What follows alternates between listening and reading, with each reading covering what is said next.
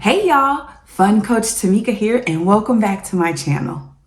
Today, we will be discussing what verbal abuse did to you in your childhood and how you can prevent that from happening to your littles. Let's get into it. Ephesians 4:29 says, "Let no corrupt communication proceed out of your mouth, but that which is good to the use of edifying, that it may minister grace unto the hearers."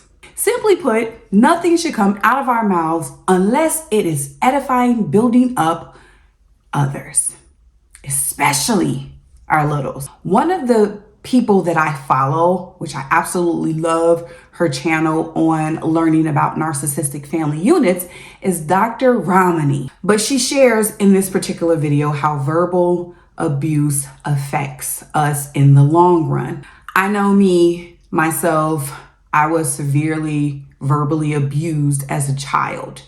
And I didn't even realize that that's what it was because it was just so normalized. One of the things she mentioned is that how some of the long-term effects are anxiety, depression, PTSD, and a host of other things. So I want to talk about that today. Remember, always disclaimer, this is PTSD, parents trying to stop dysfunction. So that's why we're here.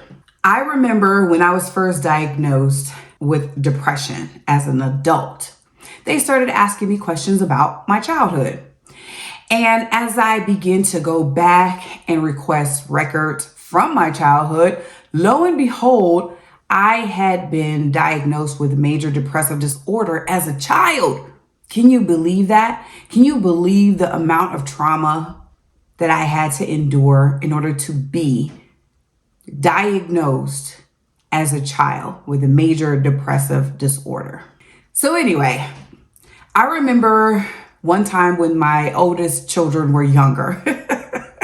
I laugh every time I think about this story because it's not funny, but it's funny now that I think of it. My youngest was 2 at the time and my oldest was 6. And I heard her, I was in the kitchen doing something and I heard her saying, "Ooh, I'm gonna tell mom."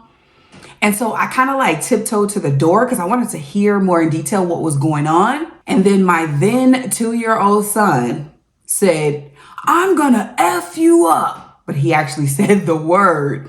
And so my daughter said again, "Ooh, you said it again? I'm gonna go tell mom."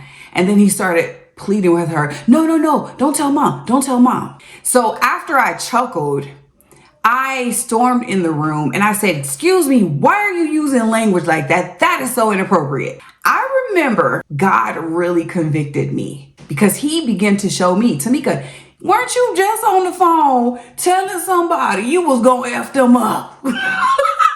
Y'all, now you see why I say I ain't judging y'all. I am not judging y'all. I don't have no room to judge anyone. And even if I did, I wouldn't be judging. But anyway, so God began to show me that I had to model the behavior that I wished to seek from my littles. That when I yelled, and although I didn't say those words to my children, I was still using the words around him. So this is why he picked it up. So needless to say, after that day, I was very diligent about not using swear words, not just around them, but just not using them or minimizing my use until I was able to actually practice not using them at all. So I gave you an extreme definition of verbal abuse. However, the verbal abuses that are happening all over the world today is very subtle, very sneaky, doesn't look like what I just mentioned. And that's one of the reasons why, unfortunately, a lot of parents can get away with verbal abuse because it's so sneaky and subtle. We've all been there. We got a million things on our plate. So when one of our littles do something, that's 1,000,001 things, sends us over the edge and we snap. We get the yelling. We may not curse, but even yelling, especially yelling, is a sneaky, subtle way of verbally assaulting your child. So I wanted to say it that way for a reason, because if you picture that every time you yell, you are verbally assaulting your child. Yes, it's that serious. So some ways that I learned to stop doing this is, first of all, stop getting overwhelmed.